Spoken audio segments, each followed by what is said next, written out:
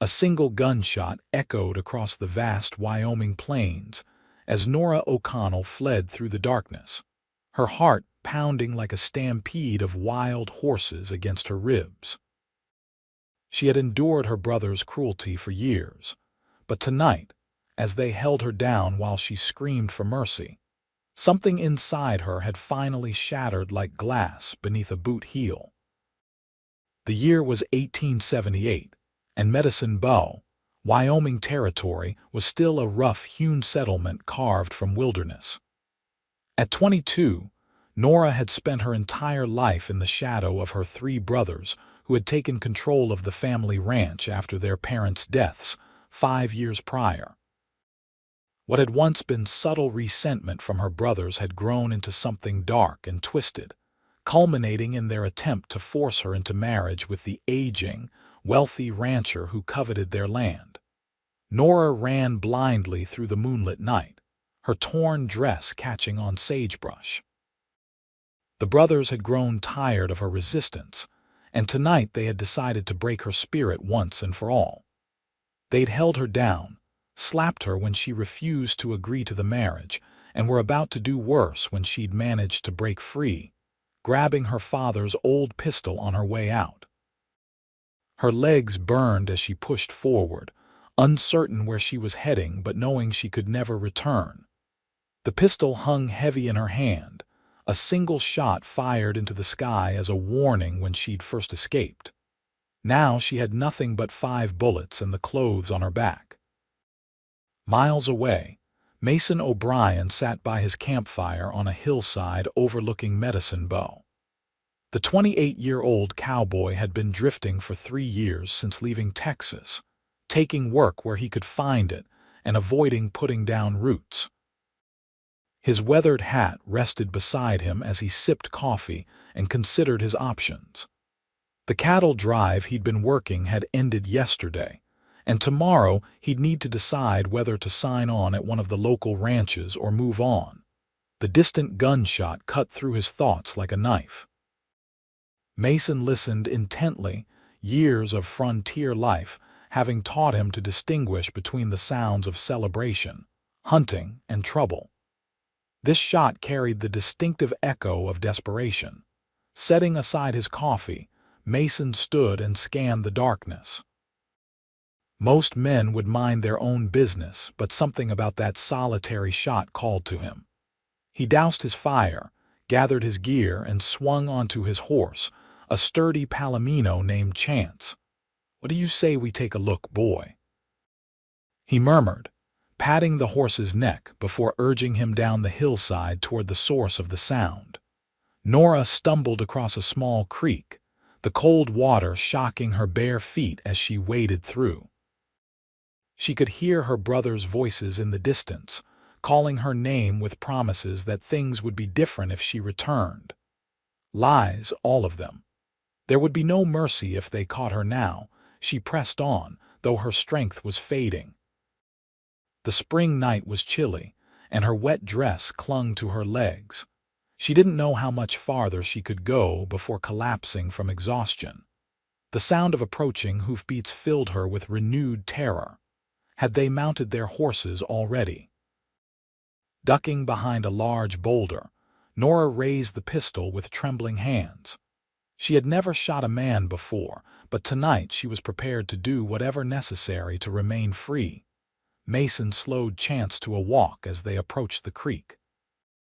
Something had caught his attention: footprints leading into the water, fresh ones. Following his instincts, he crossed the creek and scanned the area carefully. "Hello," he called softly. "I mean no harm." From behind the boulder, Nora's breath caught. The voice wasn't familiar, not one of her brothers. Still, she remained hidden, the pistol ready. "I heard a shot," Mason continued, dismounting but keeping his distance. "If you're in trouble, I can help." Silence stretched between them until finally Nora spoke. "How do I know I can trust you?" Her voice was hoarse from screaming earlier. Mason stayed where he was, making no sudden movements. "You don't. But I give you my word as a man that I intend no harm. I'm just a cowboy passing through." After a moment's hesitation, Nora peered around the boulder. The moonlight revealed a tall man with broad shoulders standing beside a palomino horse. His hands were visible, empty of weapons. "My brothers," she said, the words catching in her throat. "They are after me." Mason nodded slowly. "Then we should keep moving. You can ride with me or on your own, but either way, we need to put distance between you and them." The sound of distant voices made the decision for her. Nora stepped out, still holding the pistol. "I'll ride with you, but I'm keeping this." "Fair enough," Mason replied, respecting her caution. He offered his hand to help her mount, which she took after a moment's hesitation.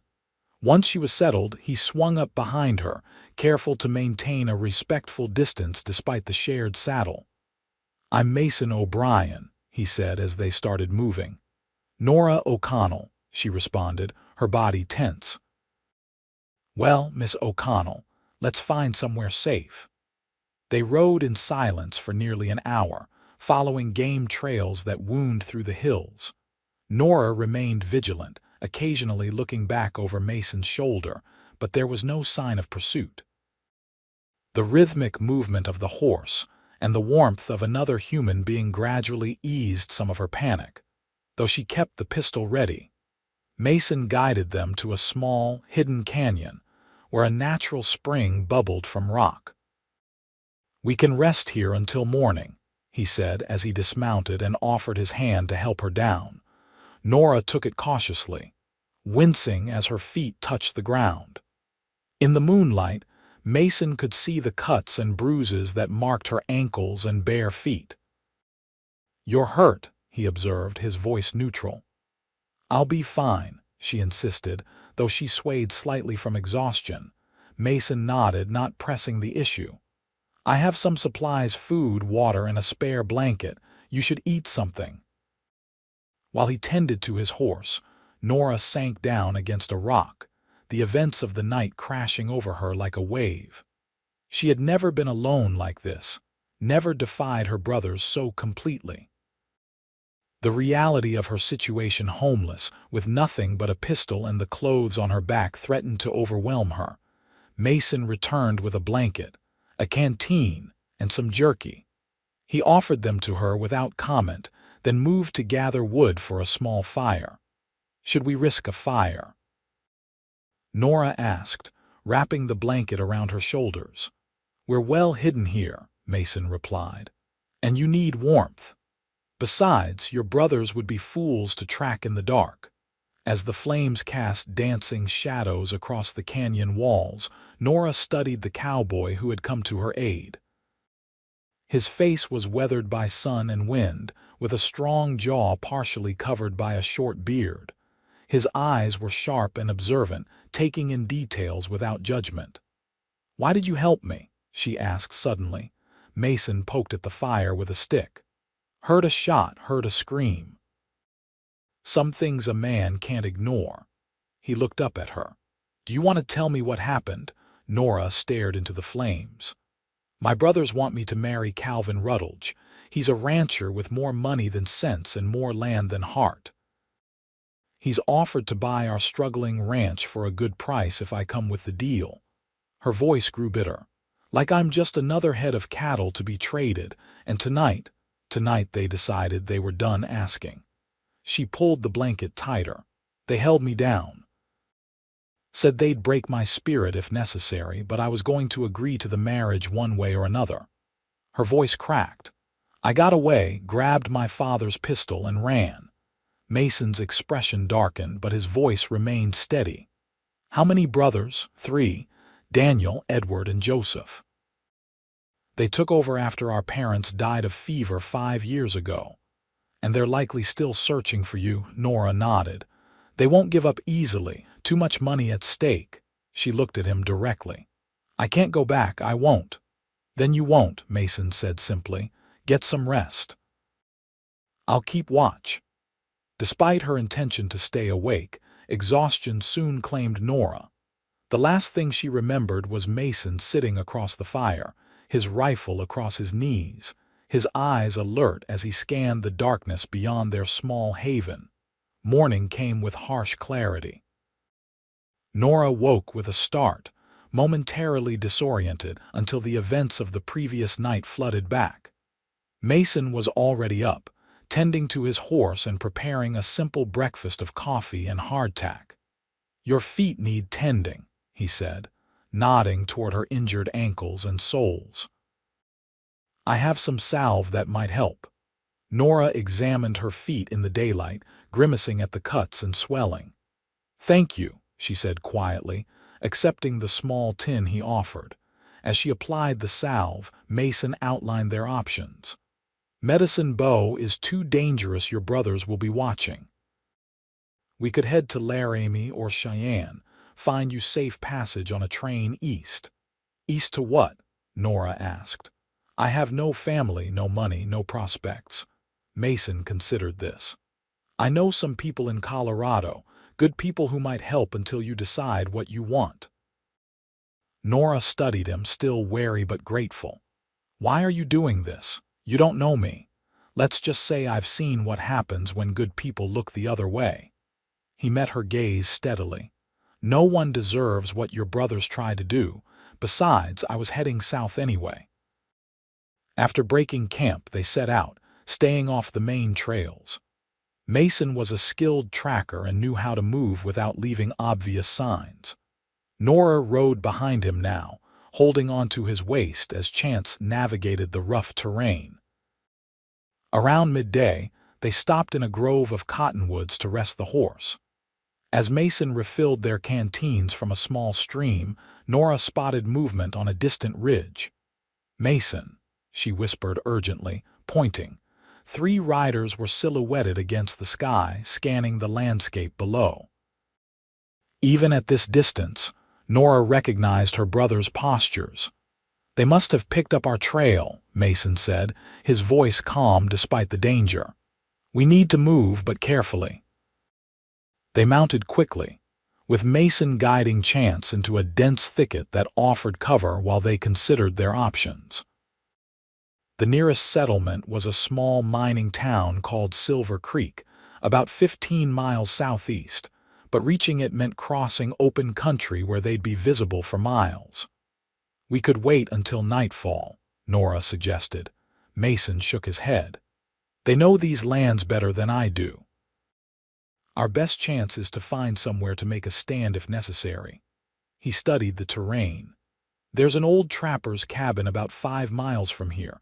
Not much, but it has walls and a door." They set off at a trot, keeping to lower ground where possible.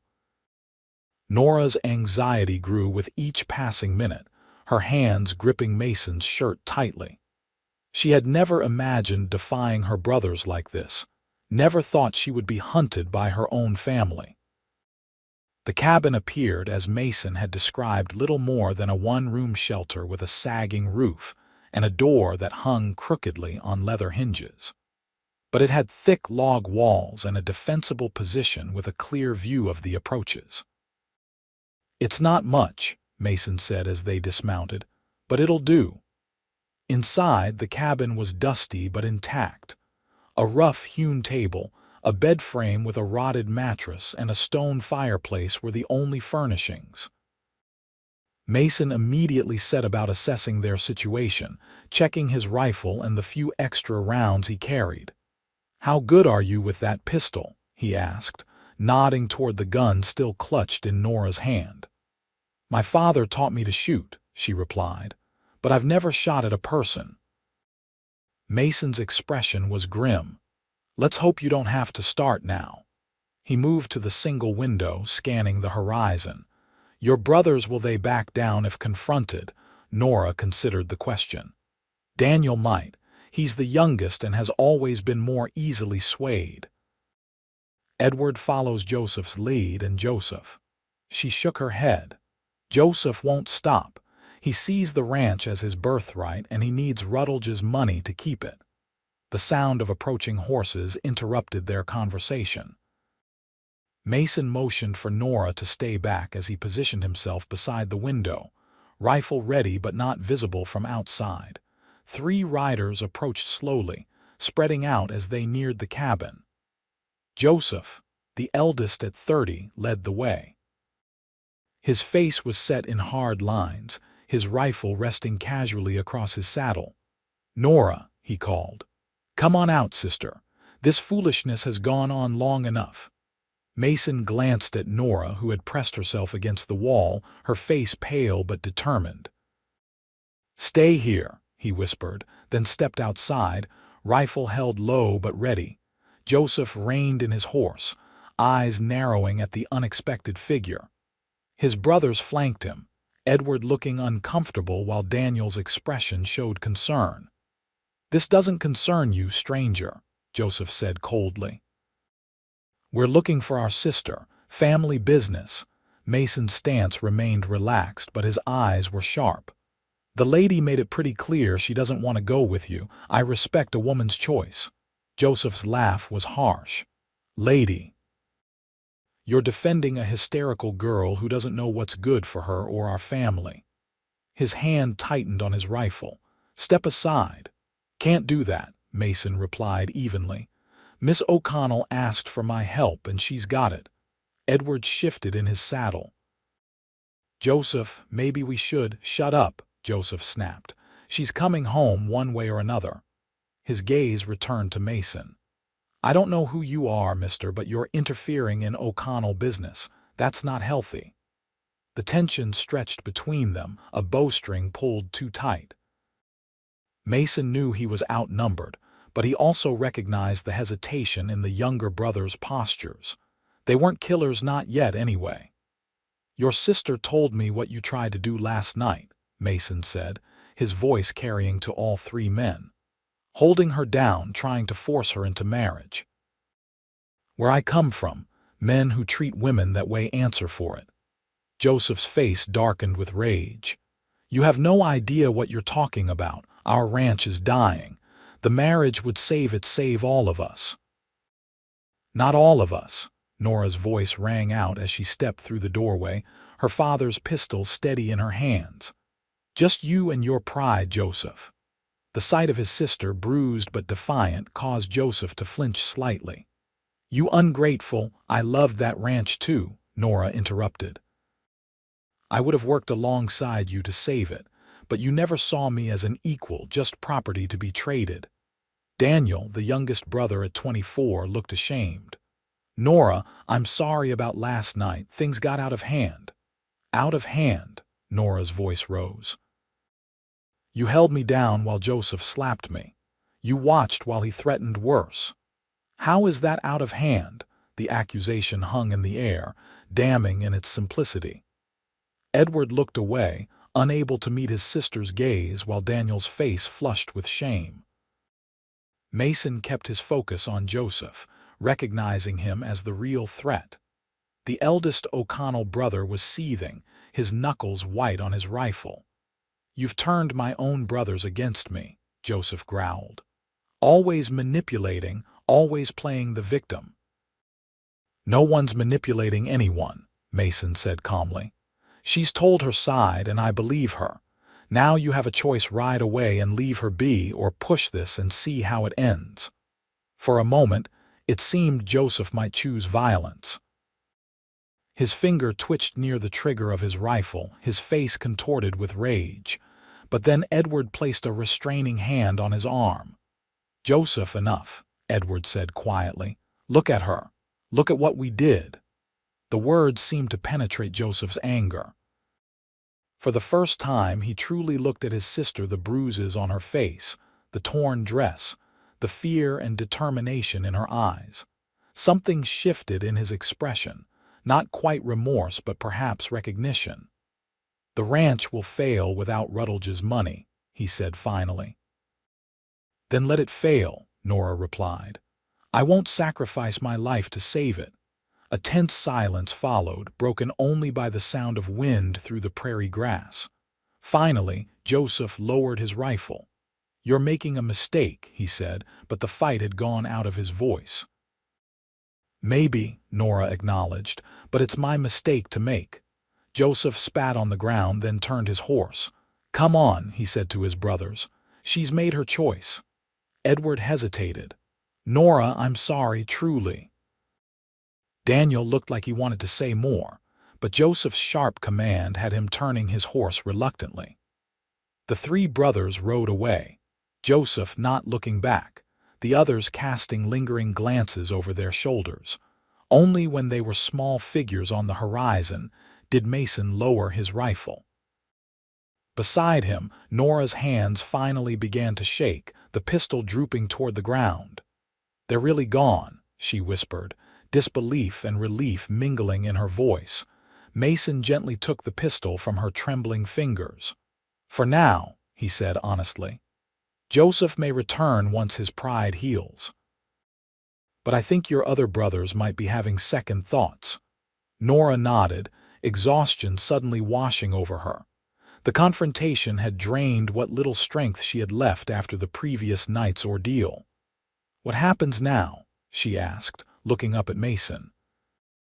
He considered the question carefully. "That depends on you, Miss O'Connell.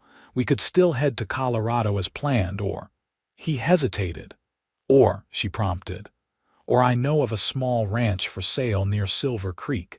The owner's getting on in years, wants to move east to live with his daughter.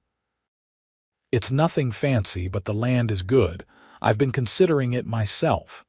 Nora looked at him with surprise.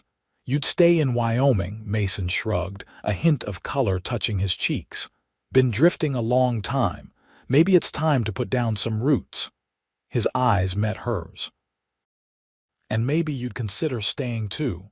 Not with me," he added quickly, "but nearby.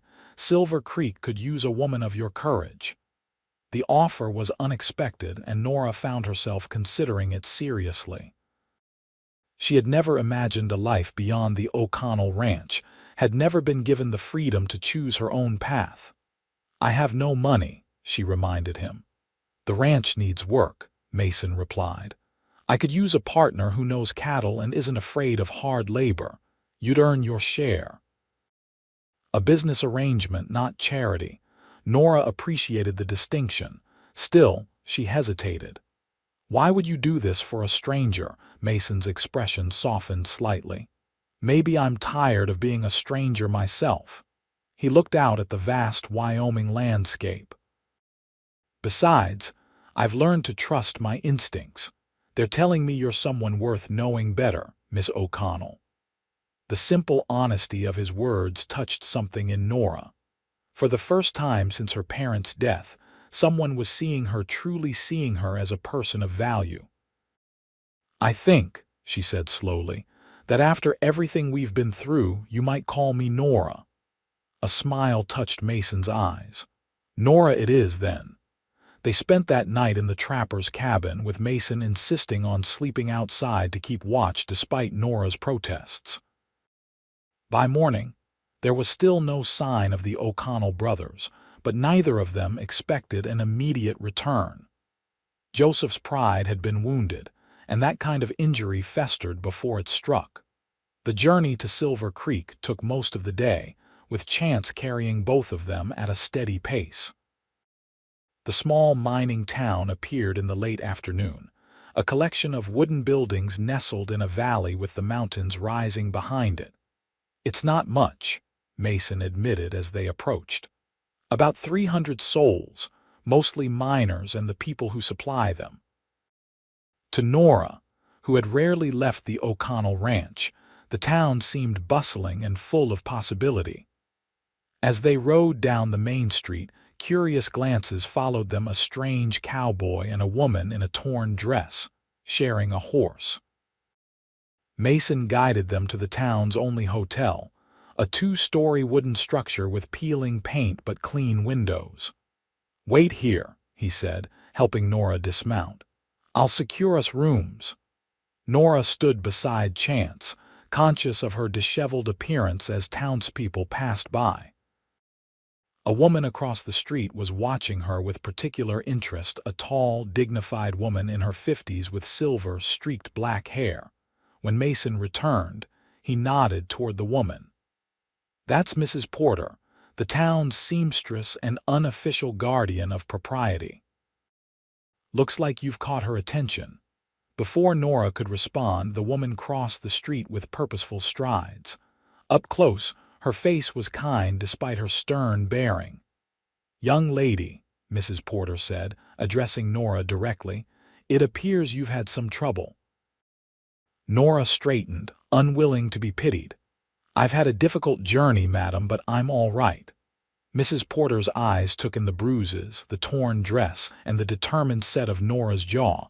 Something like approval flickered in her expression. "I'm sure you are," she said. "Nevertheless, I think we might find you something more suitable to wear. My shop is just down the street, and I have several ready-made dresses that might serve until we can create something proper." The offer was made without condescension, one practical woman to another. Nora glanced at Mason, who nodded encouragingly. "That's very kind," Nora said. "I would appreciate it, Mrs. Porter." "Martha, please." The seamstress turned to Mason. "Mr. O'Brien, I presume you'll be calling on Mr. Holloway about the Anderson place." Mason looked surprised. "News travels fast." Martha Porter smiled slightly. "In a town this size, Mr. O'Brien, news doesn't travel, it arrives before you do. I'll look after your companion while you conduct your business." And so Nora found herself in Martha Porter's shop, being fitted for a simple but well-made blue dress, while the older woman tactfully avoided asking direct questions about her circumstances. "Silver Creek is a small community," Martha said as she pinned the dress's hem, "but we look after our own. Whatever brought you here, you'll find most folks mind their manners and their own business." "I appreciate that," Nora replied. "I'm hoping to make a fresh start." Martha nodded approvingly. "As good a place as any for that. We need more women of substance here.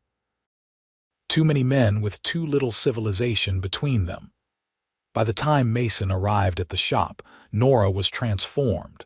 The new dress fit her well, and Martha had helped her wash and arrange her hair. The bruises on her face couldn't be hidden, but they didn't define her anymore. Mason paused in the doorway, hat in hand, clearly struck by the change. "Miss O'Connell," he said, remembering formality in Martha's presence, "you look restored." Nora felt herself blushing under his gaze.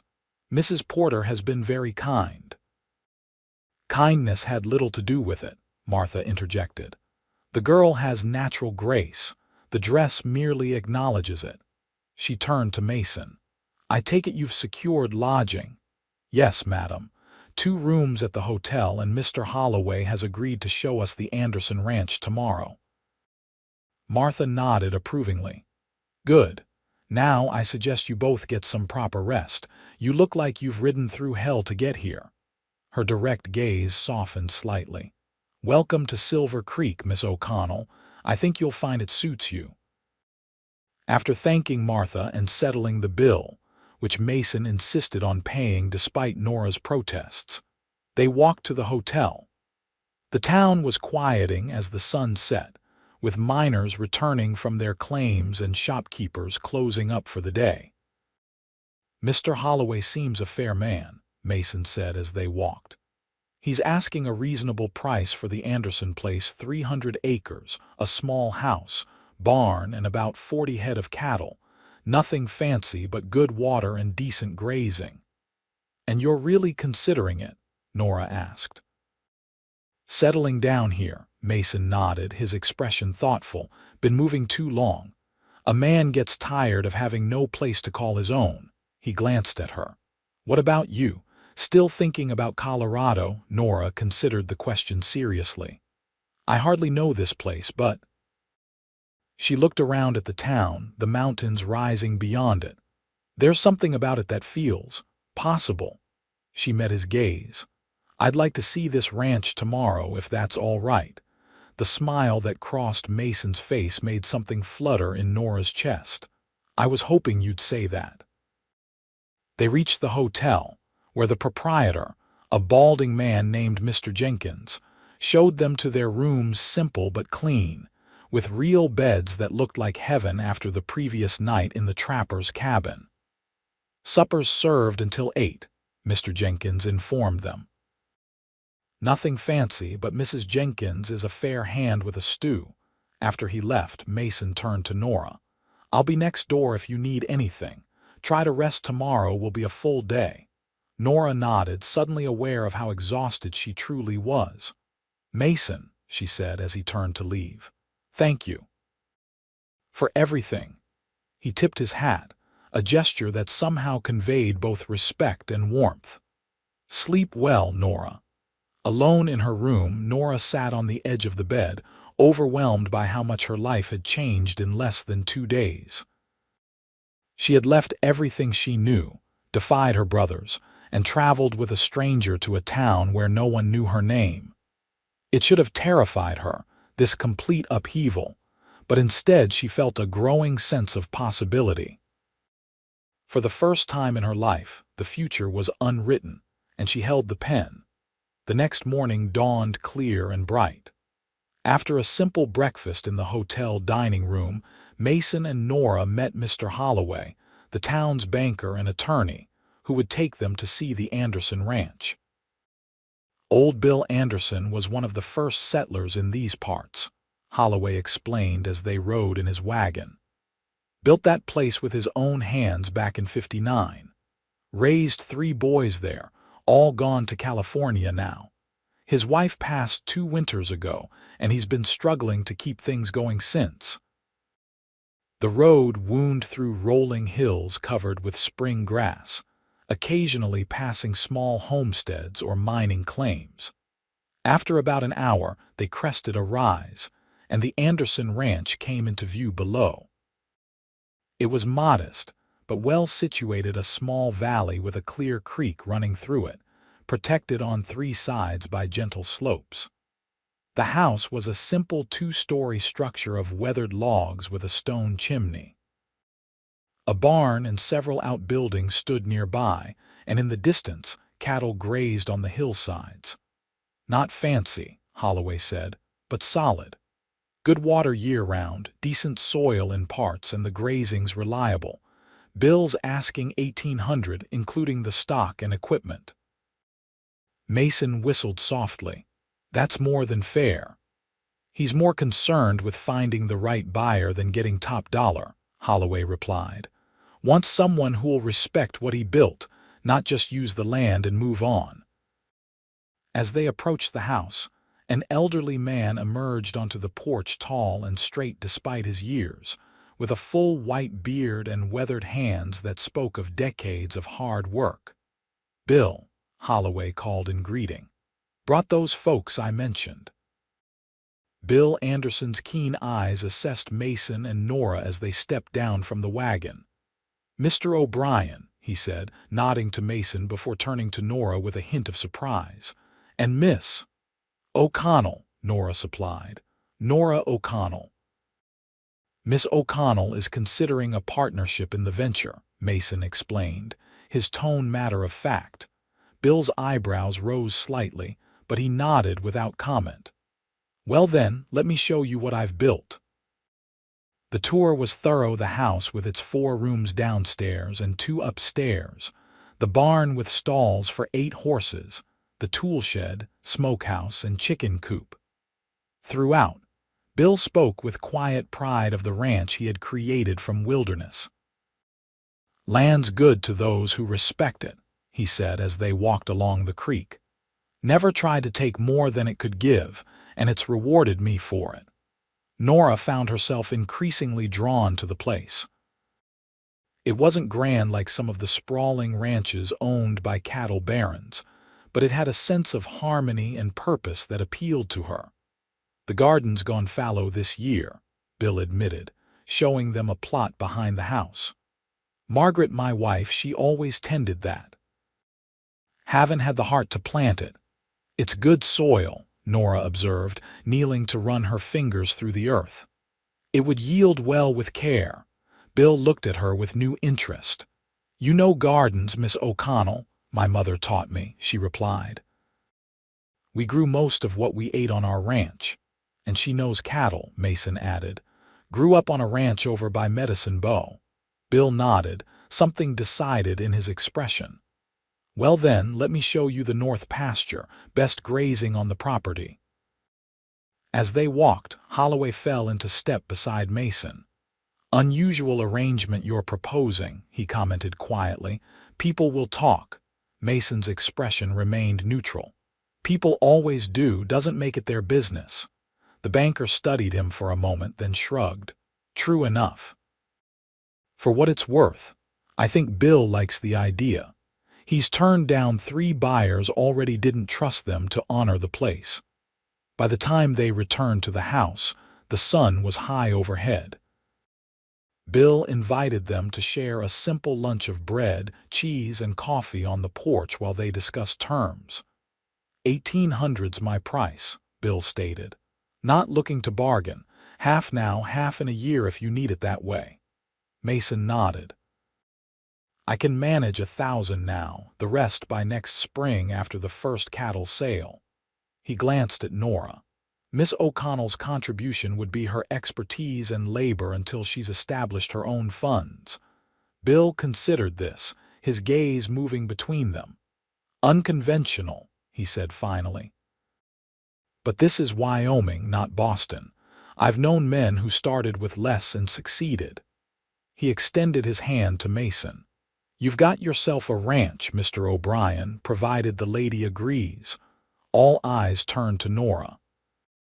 The decision shouldn't have been easy, committing to a place she'd just seen, entering a business arrangement with a man she barely knew. Yet something about it felt right, as if she were finally stepping onto a path that had been waiting for her all along. "I agree," she said firmly, meeting Bill's gaze. "And I promise you, Mr. Anderson, we'll honor what you've built here." The old rancher's face creased in a smile. "Never doubted it, miss. I've always believed you can judge a person's character by how they look at the land." "You both look at it right." They shook hands all around, and Holloway promised to have the papers ready the following day. As they prepared to leave, Bill took Mason aside for a moment, speaking words that Nora couldn't hear, but that brought a serious nod from the younger man. The ride back to town was filled with practical discussion supplies they would need, arrangements for Mason to withdraw his savings from a bank in Cheyenne, plans for the coming months. Beneath the pragmatic conversation ran a current of excitement and possibility that neither of them acknowledged directly. When they reached Silver Creek, Holloway dropped them at the hotel with a promise to have everything ready by noon the next day. As he drove away, Mason and Nora stood together in the late afternoon sunlight, the reality of their decision settling around them. "It's happening very fast," Nora said quietly. Mason nodded. "Too fast. Having second thoughts?" "No," she replied, surprising herself with the certainty in her voice. "It feels right, but it is a significant change from 2 days ago when I was." She trailed off, memories of that night threatening to overshadow the present. "When you were prisoner to your brother's plans," Mason finished gently. "You're not anymore, Nora. Whatever happens with the ranch, you're free to choose your own path." The simple truth of his words touched her deeply. "Thank you for reminding me of that." They stood in companionable silence for a moment, watching the town's evening routines unfold around them. "What did Bill say to you?" Nora asked finally. "Before we left." A smile touched Mason's lips. "He said I'd better have separate sleeping arrangements ready if I wanted to avoid a visit from the town council. Apparently, Mrs. Porter is its president." Nora felt heat rise in her cheeks. "Oh, don't worry," Mason assured her. "The house has 4 rooms downstairs and 2 up. Plenty of space for propriety." The practical solution eased the momentary awkwardness, and they went inside to prepare for dinner. As Nora changed into the second dress Martha had provided, she found herself thinking about the future not with anxiety but with growing anticipation. The next day passed in a flurry of activity. The sale was formalized in Holloway's office, with Mason counting out gold coins and signing papers that made the Anderson ranch officially his. Nora's role as a business partner was unconventional enough that Holloway had to draft special documents, but by noon, everything was legal and binding. They spent the afternoon purchasing supplies, food, tools, seeds for Nora's planned garden, and household necessities. The shopkeepers of Silver Creek were curious, but welcoming, especially after Martha Porter made a point of introducing Nora around town as a very capable young woman from Medicine Bow who'll be partnering with Mr. O'Brien at the old Anderson place. By evening, they were ready to depart. Bill Anderson had agreed to stay on for a week to help with the transition, and they were eager to begin establishing themselves at the ranch. As they loaded the last of their supplies into a wagon borrowed from the livery, Holloway approached with a telegram in hand. "This just came for you, Miss O'Connell," he said, holding out the yellow paper. "From Medicine Bow." Nora took it with trembling fingers, fear instantly rising within her. Had Joseph found her? Was this a threat? Mason moved closer, a silent offer of support as she unfolded the telegram. "Nora, stop Joseph, gone to Cheyenne, stop Edward, and I want to make amends, stop, please advise where to write, stop." Daniel. Relief washed over her, followed by confusion. "Daniel wants to make amends," she said, showing Mason the telegram. "That's promising," he replied cautiously. The younger brothers seemed less committed to Joseph's plans. Nora considered her response carefully. "I'm not ready to see them yet, but perhaps." She looked up at Holloway. "Could I send a reply?" The banker nodded. "Of course. Office is still open." Her reply was brief but significant. "Daniel, stop safe and well, stop, not ready to meet but will accept letters through Silver Creek Post Office, stop." Nora, as Holloway took the message to send. Mason studied her face. "Are you all right?" Nora nodded slowly. "I think so." Daniel was always the kindest of them, and if Joseph is in Cheyenne. She straightened her shoulders. "It's a start." The journey to the ranch was quiet, both of them lost in their own thoughts as the wagon rumbled through the gathering dusk. Bill Anderson was waiting on the porch as they approached, a lantern glowing warmly beside him. "Welcome home," he called, the simple greeting carrying unexpected weight. Home. The word resonated in Nora's heart as she looked at the weathered house silhouetted against the darkening sky. She had left one home in desperation and fear. Perhaps she had found another in courage and hope. The first week at the ranch established patterns that would shape the months to come. Bill Anderson was a patient teacher, showing Mason the intricacies of the property while Nora focused on making the house functional and planning the garden. They worked from dawn until dusk, collapsing into exhausted sleep each night in their separate rooms. By the time Bill departed for California, leaving with a handshake for Mason and a surprisingly emotional embrace for Nora, they had settled into a routine that respected both the demands of the ranch and the boundaries between them. Spring yielded to early summer, and the ranch began to respond to their efforts. The cattle thrived under their care, the garden Nora planted began producing vegetables, and the house slowly transformed from Bill's sparse bachelor quarters to a more comfortable home. They established a division of labor that played to their strengths.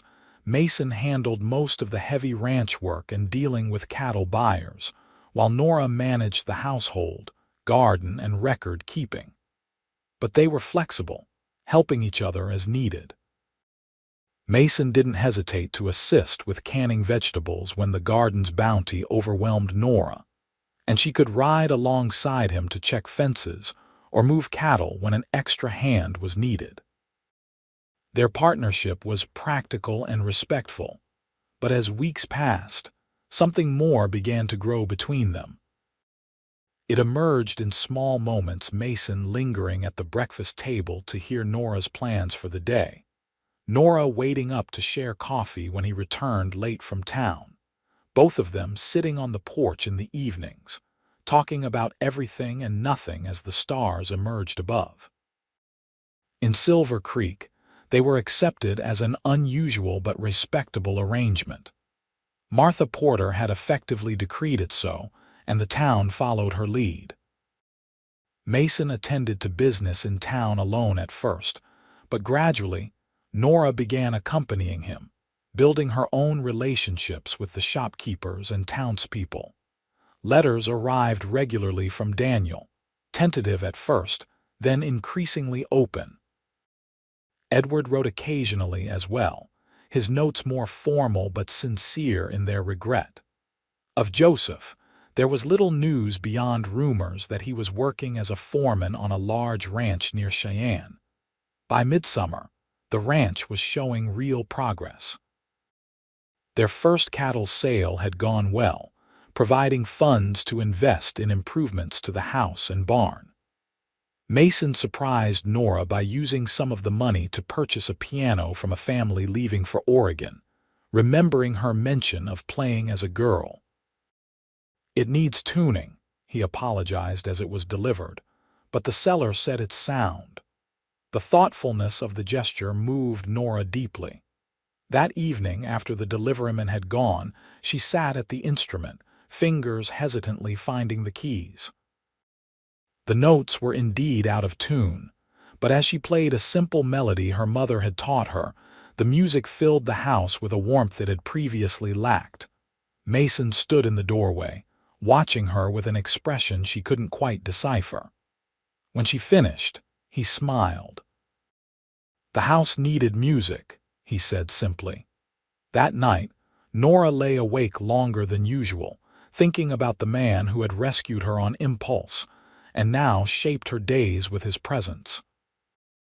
Mason O'Brien was still something of a mystery. She knew he had grown up in Texas, had fought briefly in the war despite being young, had drifted for years after his family's deaths.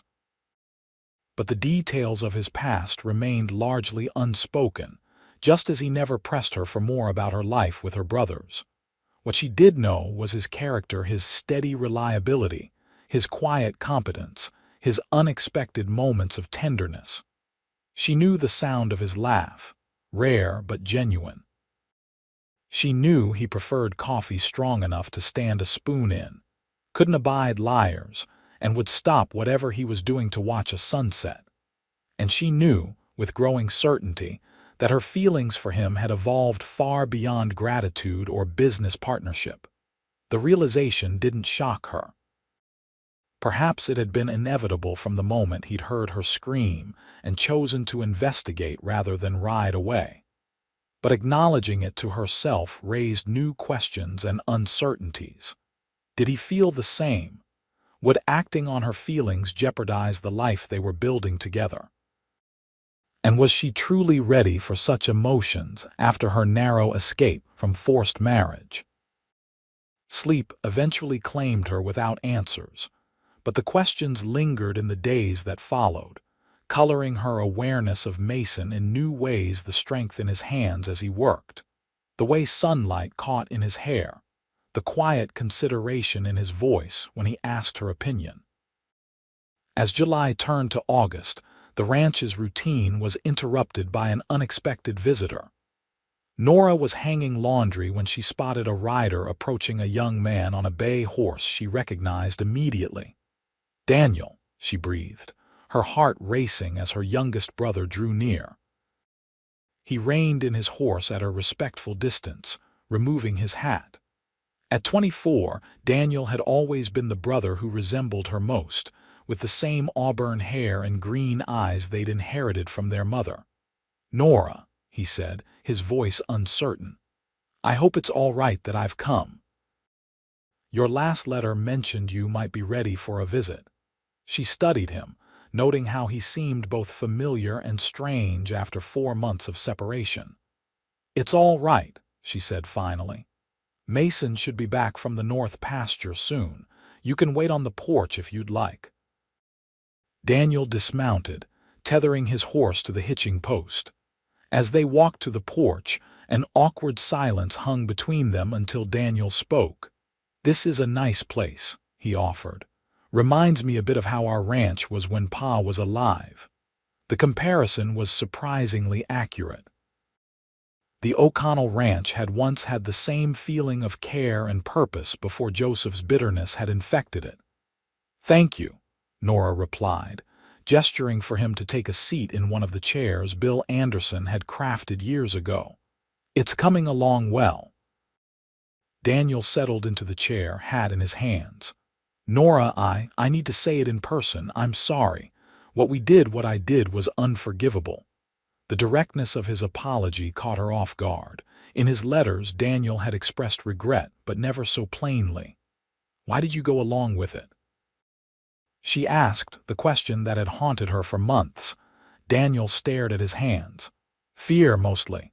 Joseph was so convinced it was the only way to save the ranch, and he's always been difficult to oppose." He looked up, meeting her gaze. "But that's no excuse. I should have stood up for you, and I didn't." The honesty in his voice touched something in Nora. Daniel had always been the brother she felt closest to, despite his participation in Joseph's schemes. "What's happening at the ranch now?" she asked. "It's struggling," Daniel admitted. "Joseph's barely speaking to us since he returned from Cheyenne. Edward's trying to manage things, but without Joseph's experience or—" He hesitated. "Or my work," Nora finished. She had always handled much of the household and record-keeping, just as she did now at the Anderson Ranch. Daniel nodded.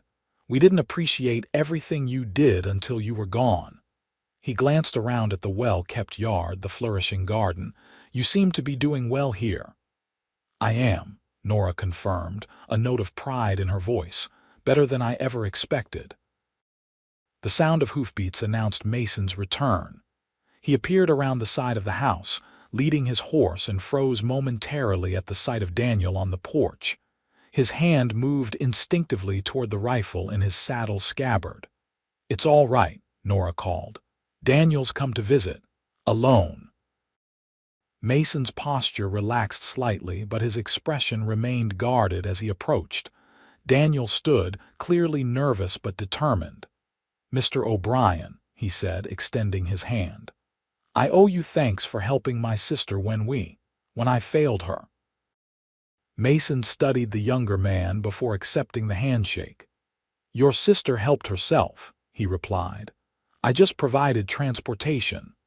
The modest assessment brought a small smile to Nora's face, knowing how much more Mason had done.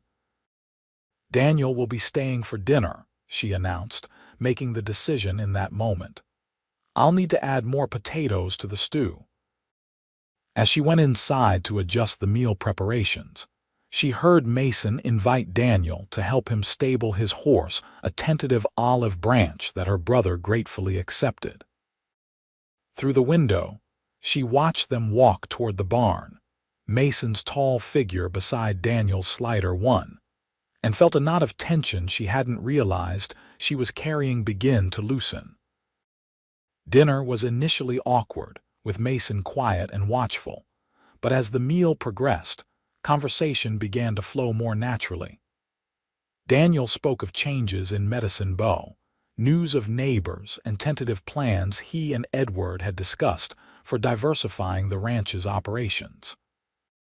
"Edward thinks we should try raising sheep on the western section," he explained. "The grass there isn't great for cattle, but sheep might do well."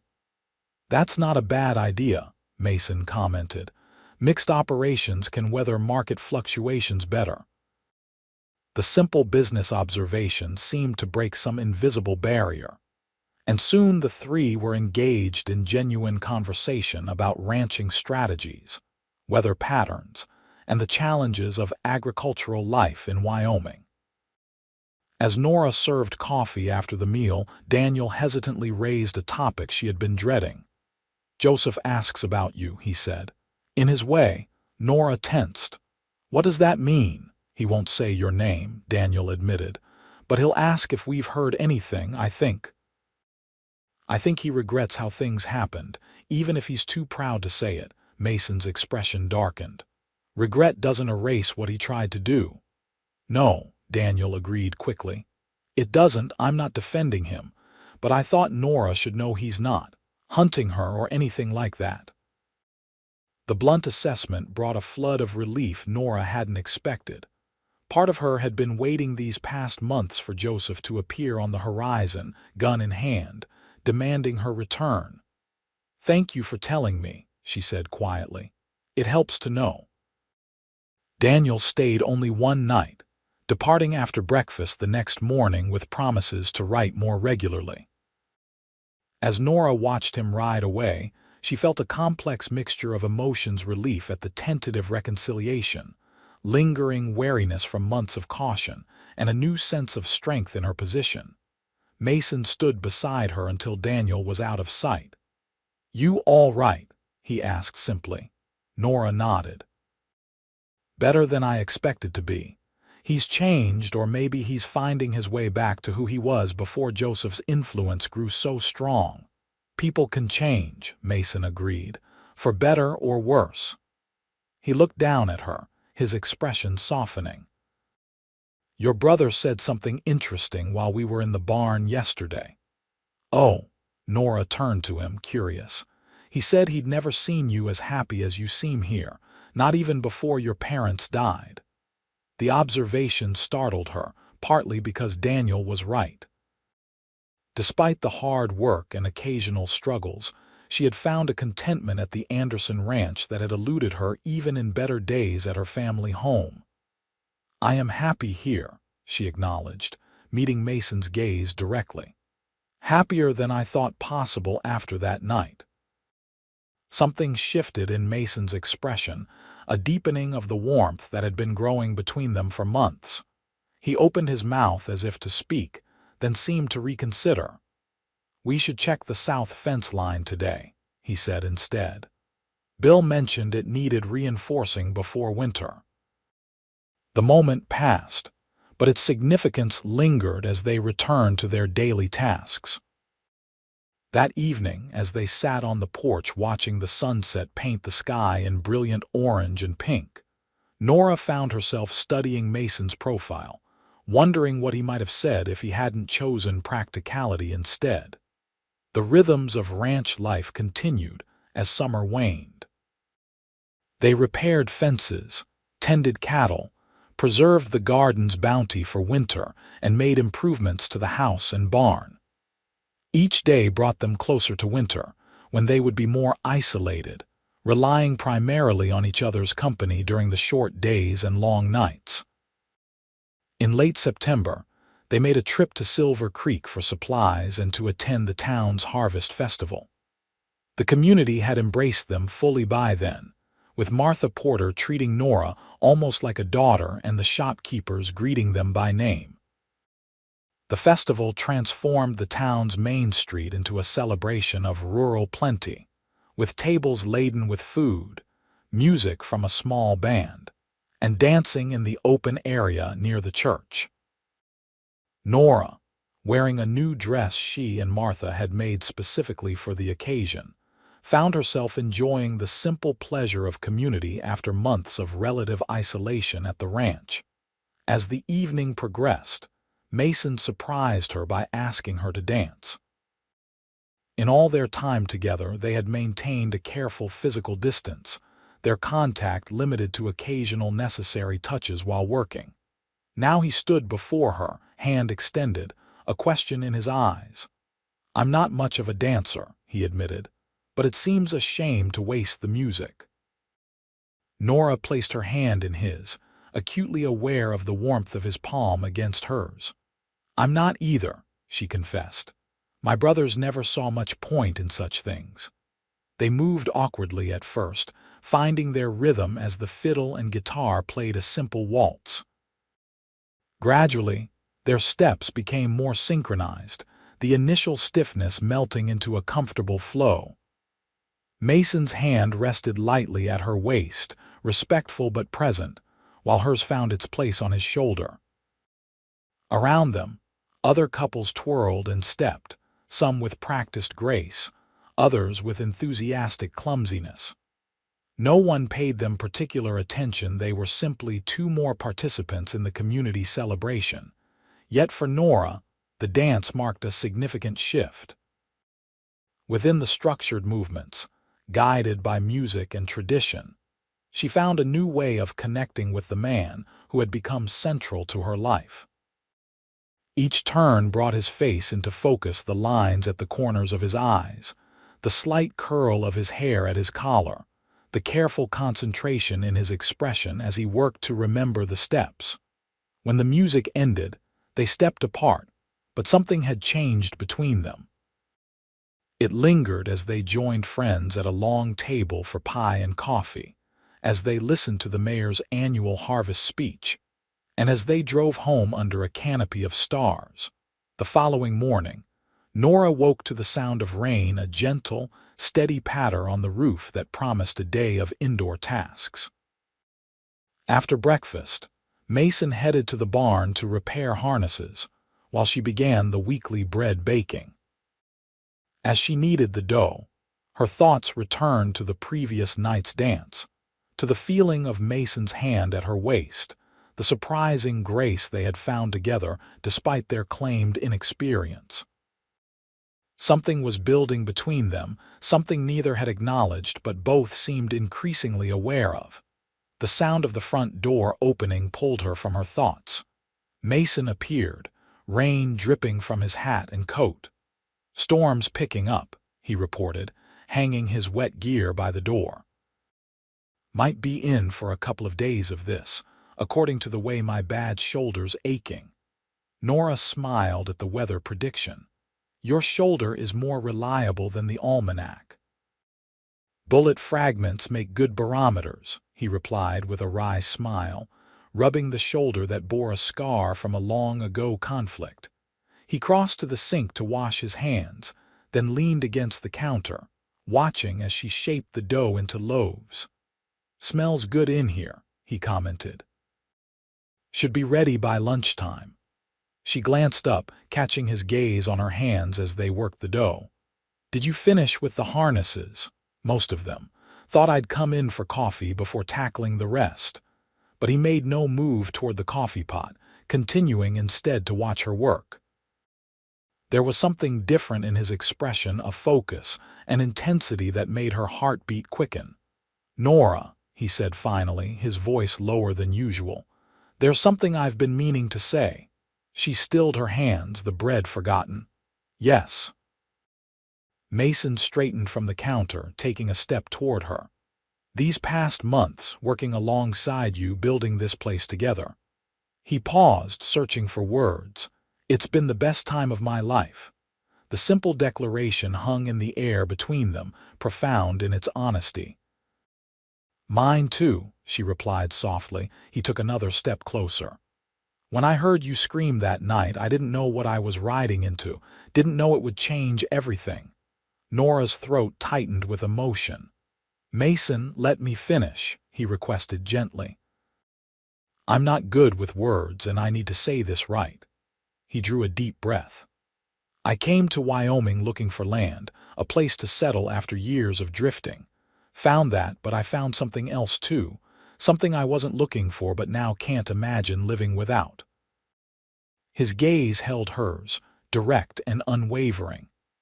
"I love you, Nora, not as a business partner, not as a friend, though you're both those things. I love you as a man loves a woman he wants to build a life with." The words she had hoped for but hadn't dared expect washed over her like a cleansing rain. For a moment she couldn't speak, overwhelmed by the emotion rising within her. Mason waited, patient but vulnerable, giving her time to respond. "I love you too," she said finally, the words emerging with surprising strength. "I think I have since that first night when you offered me a choice instead of making demands. Every day since has only deepened those feelings." The space between them vanished as Mason closed the final distance, his flour-dusted hands coming to rest gently on her shoulders. "May I kiss you?" he asked, the formality of the question belied by the tenderness in his voice. In answer, Nora rose on tiptoes, bringing her lips to his in a kiss that began hesitantly but quickly deepened into something more urgent. His arms encircled her waist, drawing her closer, while her flower-covered hands found their way to his chest, feeling the strong heartbeat beneath. When they finally parted, both slightly breathless, Mason rested his forehead against hers. "I've been wanting to do that for months," he admitted with a smile that transformed his usually serious face. "Me too," Nora confessed, surprised at her own boldness. Outside, the rain continued to fall, creating a private world within the warm kitchen. They stood together, neither willing to step away, as if the moment might dissolve if they broke contact. "What happens now?" Nora asked eventually, practical even in this emotional moment. Mason's expression grew more serious. "That depends on what you want, Nora. I'd like to court you properly if you'll allow it, and if things continue as I hope they will." He paused. "Well, we already share a home and a business. Sharing a name and a life seems the natural next step." The proposal, for that was what it was despite its indirect phrasing, brought a flush to Nora's cheeks and a warmth to her heart. "I would like that very much," she replied. "Both the courtship and what might follow." The smile that spread across Mason's face was like sunrise breaking over the mountains. He kissed her again, more confidently this time, his hands cradling her face with a tenderness that made her eyes sting with unexpected tears. When they separated, Mason glanced at the abandoned bread dough. "I think we've neglected your baking," he observed, humor lighting his eyes. Nora laughed, the sound bubbling up from a well of happiness she hadn't known existed within her. "It can wait a few minutes more," she decided, pulling him back for another kiss. The rainstorm lasted 3 days, transforming the ranch into an island of warmth and light amid the gray downpour. They used the time to make plans, both practical and personal. Their partnership would continue, but with a new dimension that enhanced rather than complicated their working relationship. Mason would speak to Reverend Thomas in Silver Creek about performing a ceremony when they were ready. When the skies finally cleared, they rode to town together to share their news. Martha Porter was unsurprised, merely commenting that she'd been wondering when they'd come to their senses. The other townspeople offered congratulations that ranged from hearty backslaps for Mason to knowing smiles for Nora. Their courtship, conducted within the confines of an already established partnership, had a unique character. Mason began the practice of bringing small gifts when returning from town: ribbons for Nora's hair, a book of poetry, once even a silver thimble he'd noticed her admiring in the general store's display. Nora found ways to show her affection through special meals, a new shirt sewn from fabric she'd been saving, and willingness to listen when he occasionally spoke of his past. As autumn deepened toward winter, they grew increasingly comfortable with physical affection, hands clasped while sitting by the fire, brief kisses in passing, the casual touch of shoulders while working side by side. Their evenings lengthened, filled with conversation, music from the now tuned piano, and a deepening understanding of each other. In late October, a letter arrived from Daniel with unexpected news. Joseph had left the O'Connell ranch, selling his share to his brothers and heading west to try his luck in Nevada's silver mines. "He left without really explaining," Daniel wrote. "Just said there was nothing for him here anymore. Edward and I are managing, though we miss your expertise. We've implemented some of the mixed farming ideas Mr. O'Brien suggested, and early results are promising." The letter continued with news of neighbors and town events before ending with a personal note. "I've met someone, Nora. Her name is Rebecca Turner, the new schoolteacher. I'm not sure where it might lead, but for the first time, I understand why you chose freedom over security. Some things are worth the risk." Nora read the letter aloud to Mason as they sat on the porch, bundled against the autumn chill to watch the sunset. "Your brother sounds changed," Mason observed when she finished reading. Nora nodded, folding the letter carefully. "Joseph's departure probably helped. He always cast a long shadow." She was quiet for a moment, contemplating the news. "I'm glad he's gone, yet somehow sad too. He wasn't always as he became after our parents died." Mason covered her hand with his. "Grief affects people differently. Some grow harder, some softer. And some find the strength to start again," Nora added, turning her hand to intertwine her fingers with his. "Like us." The first snow came in mid-November, blanketing the ranch in pristine white. They had prepared well. The barn was stocked with hay, the root cellar full of preserved vegetables, the woodpile high enough to last through the coldest months. The cattle had been moved to the protected southern pasture, with extra feed stored in the shelters Mason had constructed based on Bill Anderson's advice. Their wedding was planned for Christmas Eve, a time when travel was difficult but not impossible for those invited: Daniel and Edward, Martha Porter and several other friends from Silver Creek, and the handful of neighboring ranchers they had come to know. Reverend Thomas had agreed to perform the ceremony at the ranch rather than in town, understanding their desire to begin their married life in the home they had built together. As the date approached, Nora found herself reflecting on the extraordinary journey of the past 9 months. She had fled her family home in terror, with nothing but a pistol and the clothes on her back. Now she stood on the threshold of a new life, one she had chosen freely, with a man who saw her as an equal partner rather than a possession to be traded. The day before the wedding, she was reviewing their preparations when a knock at the door startled her. Mason was in the barn, and they weren't expecting guests until the following day.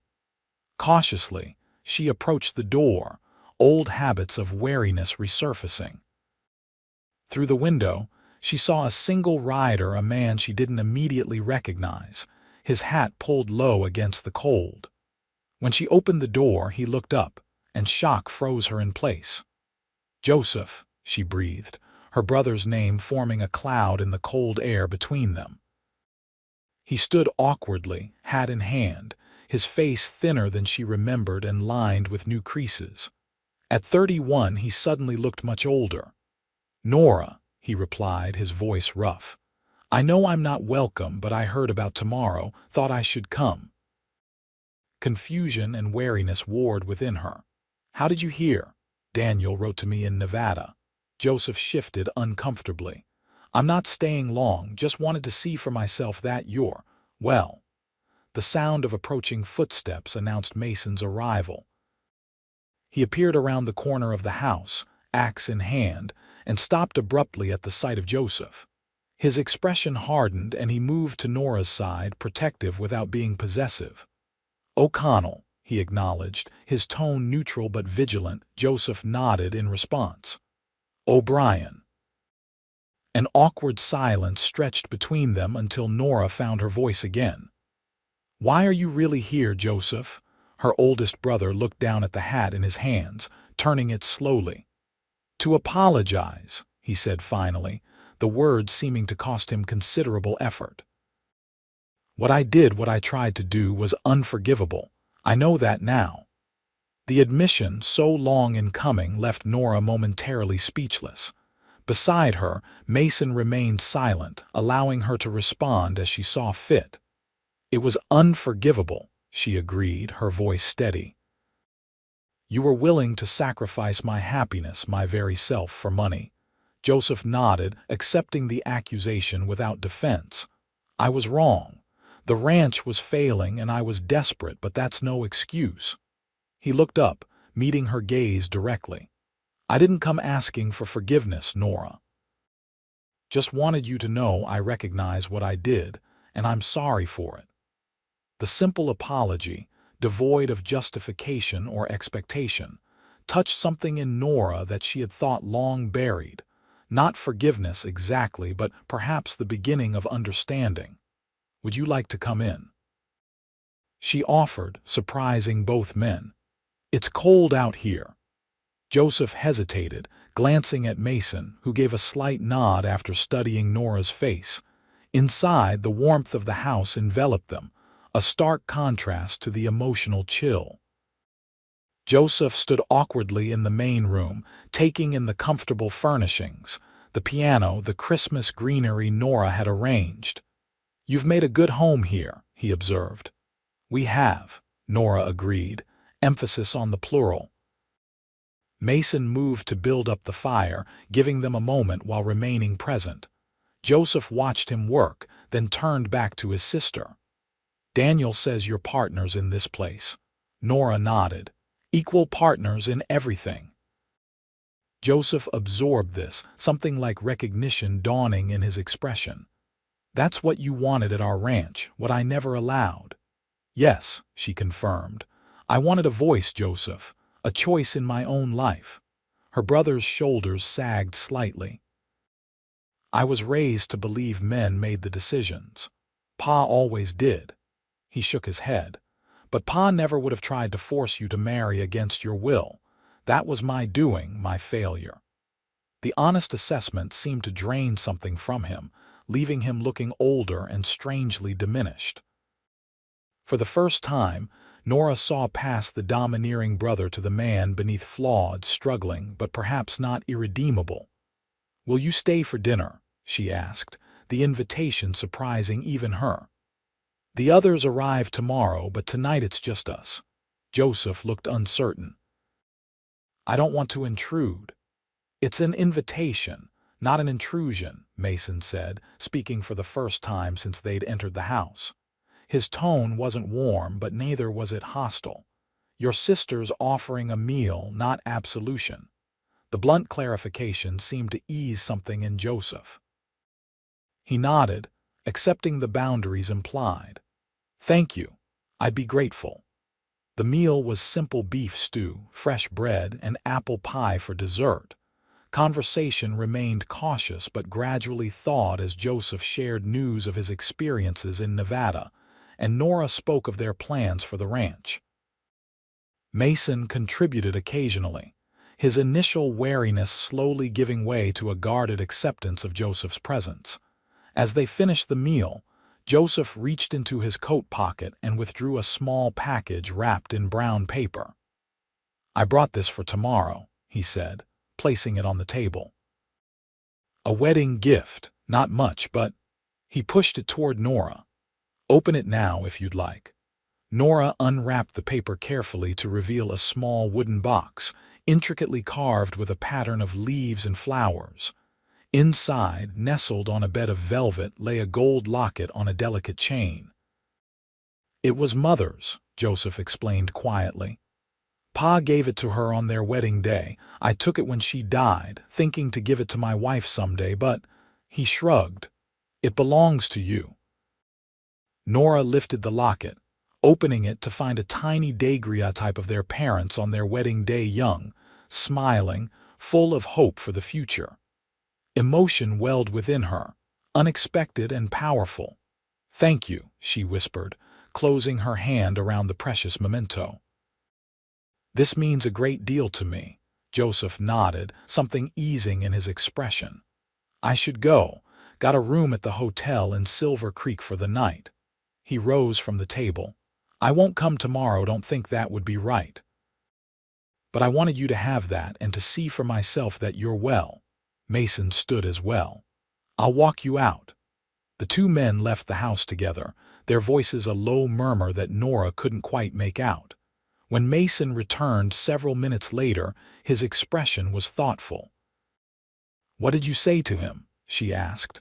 Mason settled beside her on the sofa. "Told him you were the strongest person I know, that I was grateful every day you chose to partner with me." He took her hand, his thumb brushing over her knuckles. "And that while I understood his regret, if he ever threatened your happiness again, he'd answer to me." The protective declaration warmed her heart without making her feel diminished. "And what did he say?" "That he expected nothing less." Mason's expression softened. "He's a broken man, Nora." not excusing what he did, but I recognize someone who's paying for their mistakes, saw it in his eyes. Nora nodded, turning the locket over in her free hand. I don't forgive him, not fully, but I think I understand him better now. She looked up at Mason. Thank you for allowing that conversation to happen. It's your family, your choice, he replied simply. I'll support whatever relationship you decide to have with your brothers. The understanding in his words reaffirmed what she already knew, that the man beside her saw her as an autonomous being whose decisions he respected, even when they involved people who had hurt her. I love you, Mason O'Brien, she said, leaning against his shoulder. His arm came around her, drawing her closer. And I love you, Nora O'Connell. He pressed a kiss to her temple. For one more day, at least. Tomorrow you'll have a new name if you want it. I do want it, she assured him. But I'll always be Nora, inside the woman who ran through the night and found her own path. I wouldn't want you any other way, Mason replied, his voice warm with admiration and love. Christmas Eve dawned clear and cold, the winter sun casting long blue shadows across the pristine snow. By mid-morning, guests began arriving, Daniel and Edward first, their awkward greetings gradually warming as Nora welcomed them into the home she and Mason had created.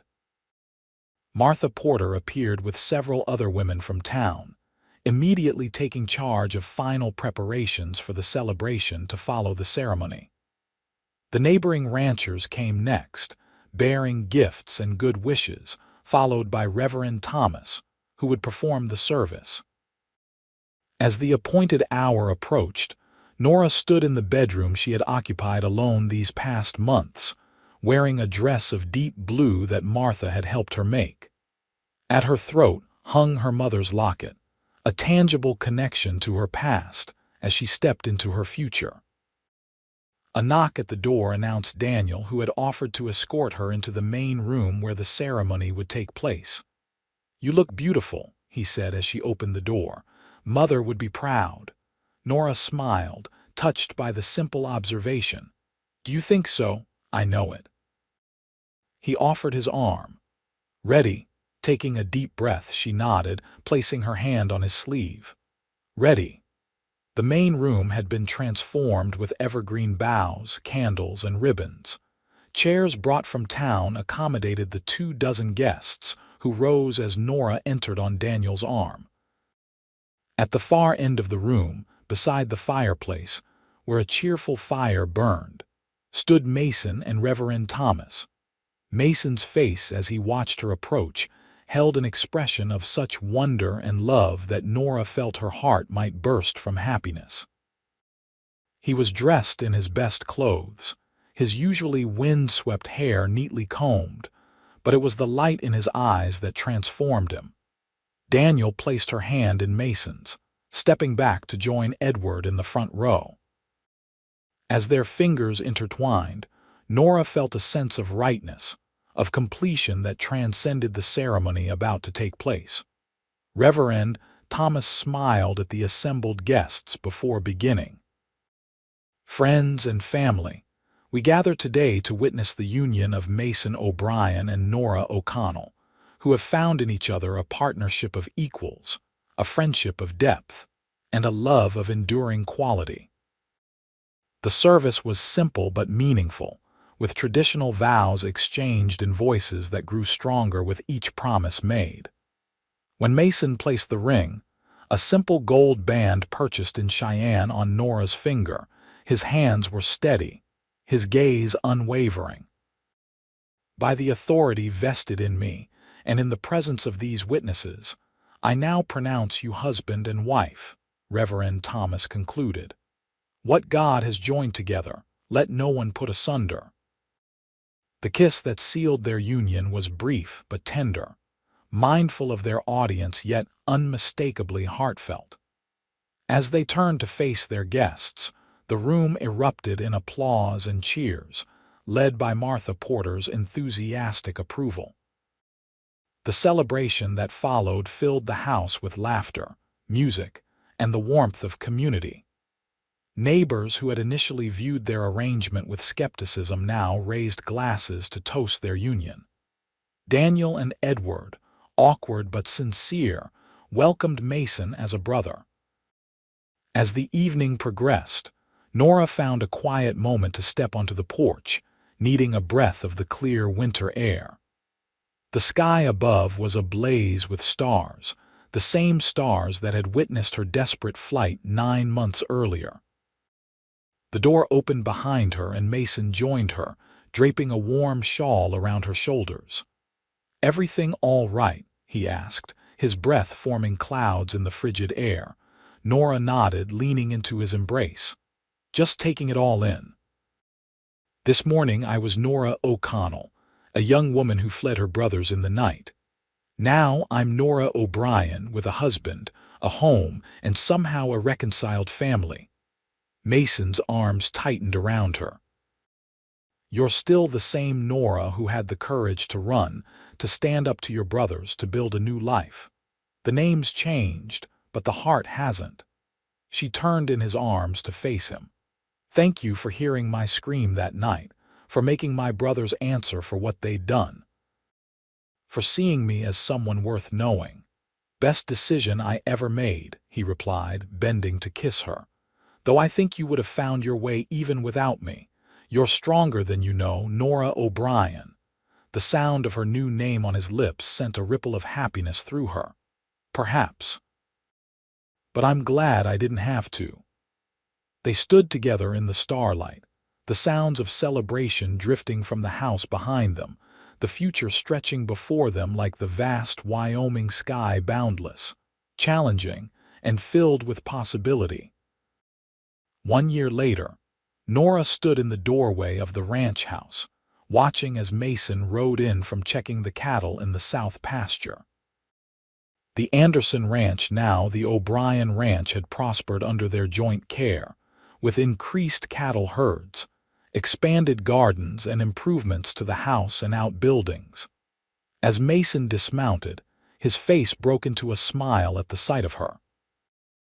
Even after a year of marriage, that smile still made her heart beat faster. He crossed the yard in long strides, removing his hat as he approached.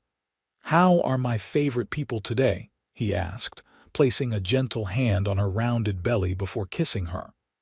"Active," Nora replied with a laugh. "Your son or daughter seems determined to become a bronc rider before birth." Mason's expression softened as he felt the baby's movements beneath his palm. At 30, he was about to become a father, a prospect that filled him with equal parts excitement and trepidation. "3 more months," he murmured. "Hardly seems possible." Nora covered his hand with hers.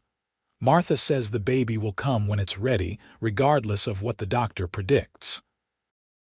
They had learned of the pregnancy in early summer, a joyful discovery that had prompted further improvements to the house, a proper nursery in what had been a storage room, a rocking chair crafted by Mason in evening hours, a cradle sent by Daniel and his new wife Rebecca, who had married in June. Relations with her brothers had continued to improve over the past year. Edward had visited twice, bringing news of the O'Connell Ranch's recovery under new methods. Daniel and Rebecca had spent a week with them in the summer, with plans to return after the baby's birth. Even Joseph had maintained a cautious correspondence, his letters gradually evolving from formal politeness to genuine interest in Nora's life and the ranch's progress. "Daniel's letter arrived today," Nora said as they walked inside together. "Rebecca is expecting as well, due in July." Mason grinned. "Cousins just a few months apart. Your mother would have been pleased." The observation was typical of him, thoughtful recognition of the family ties that remained important to Nora despite the painful past. As they settled into their evening routine, a simple meal, conversation about the day's events, plans for the following week, Nora reflected on the extraordinary journey that had brought them to this point. From a desperate flight in the darkness to a home filled with light and hope, From a business arrangement to a marriage of equals, from strangers to partners in every sense of the word. Later, as they sat on the porch watching the sunset, Mason's arm around her shoulders and her head resting against him, Nora felt a profound sense of peace. The ranch stretched before them, fields and pastures now blanketed in early winter snow, the barn and outbuildings solid against the coming cold, smoke rising from the chimney behind them. "You ever think about that night?" she asked softly. "When you heard me scream?" Mason was quiet for a moment, his hand absently stroking her shoulder. "Sometimes," he admitted. "Usually when I wake up beside you and realize how different life would be if I'd ignored it." Nora nodded, understanding. "I think about it when I see something new, the garden in full bloom, the piano you bought me, the cradle waiting for our child. All things that wouldn't exist in my life if you hadn't been there that night." "You give me too much credit," Mason replied. "You made the first and bravest choice to run, to fight for your freedom. And you made yours to help a stranger, to stand against 3 armed men, to offer partnership instead of protection." She looked up at him, her expression serious. "We both chose, Mason, and we keep choosing every day." He nodded, acknowledging the truth in her words. "Best choices I've ever made."